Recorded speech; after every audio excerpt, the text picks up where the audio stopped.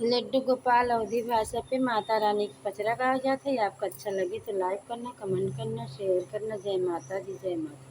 चूम चूम छननन बाजे मैया पाँव पे जनिया। चूम चूम छननन बाजे मैया पाँव पे जनिया। के हो चढ़ाव मैया पाँव पे जनिया। के हो चढ़ाव मैया पाँव पे जनिया। के हो ओढ़ावे ओढ़निया मैया पाँव पे जनिया। के हो ओढ़ावे ओढ़निया मैया पाँव पे जनिया। झूम झूम छननन बाजे मैया पाँव पे जनिया। झूम झूम छननन बाजे मैया पाँव पे जनिया। सोनेरा गढ़ावे मैया पाँव पे जनिया।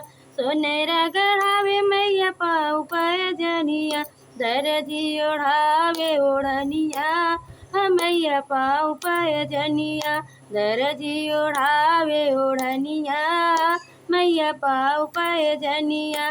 झूम झूम छननन बाजे मैया पाँव पे जनिया। झूम झूम छननन बाजे मैया पाँव पे जनिया। के का चढ़ाव मैया पाँव पे जनिया। के का पहिराव मैया पाँव पे जनिया।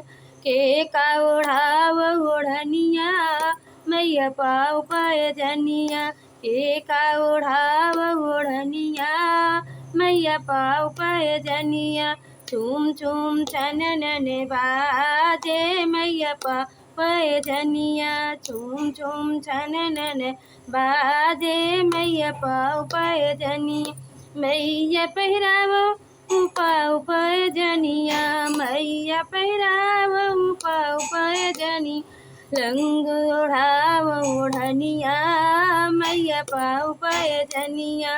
रंग ओढ़ावे ओढ़निया मैया पाँव पे जनिया। चूम चूम छननन आजे मैया पाँव पे जनिया। चूम चूम छननन बाजे मैया पाँव पे जनिया।